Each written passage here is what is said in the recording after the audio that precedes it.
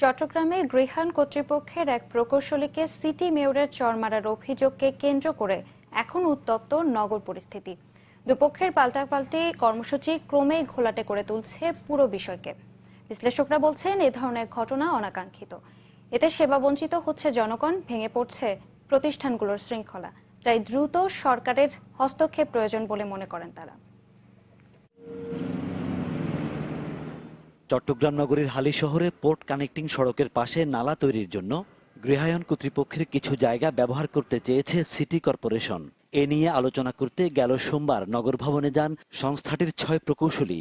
অভিযোগ ওঠে সেখানে সিটি মেয়র আজম নাসির উদ্দিন চড় দেন প্রকৌশলী আশরাফুজ্জামান পলাশকে।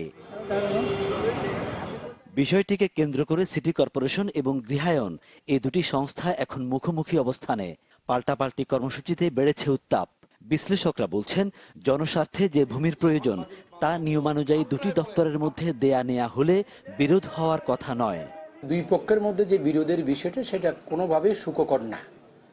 এটা বুঝেছিল প্রত্যেকে দায়িত্ববান, একে অপরের প্রতি শ্রদ্ধাশীল হওয়া উচিত। প্রত্যেক সংস্থার যে জায়গাটা লাগবে সেটা নেয়ার একটা নিয়ম বিধি আইন দেশে প্রচলন আছে, সেটাকে অনুসরণ করেই করাটা উচিত। এই নগরবিদের মতে সংস্থা দুটি বিরোধে জড়িয়ে পড়ায় সেবা বঞ্চিত হচ্ছে নগরবাসী। ভাবমূর্তিও নষ্ট হচ্ছে দুই পক্ষের। রাজনৈতিক নেতৃত্বই যার সমাধান করতে পারে। এতে আমাদের কাজের ক্ষতি হচ্ছে, সেবা সংস্থার কার্যক্রমে বিঘ্ন ঘটেছে, কারণ তারা ঠিকমতো কাজে সময় দিতে পারতেছে না, এই আন্দোলন সংগ্রামের মধ্যে ব্যস্ত হয়ে গেছে। এটা তো দেশের জন্য ক্ষতির কথা। এটা এখানে স্টপ করে দিতে হবে, কারণ এটা লম্বা করার কোনো যুক্তিসঙ্গত কারণ নেই।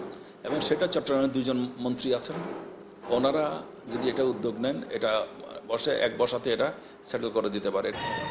দ্বন্দ্ব নয়, বরং সেবা সংস্থাগুলোর মাঝে সমন্বয় আশা করে জনগণ, মত এই দুই বিশ্লেষকের। ফখরুল ইসলাম, চ্যানেল 24, চট্টগ্রাম।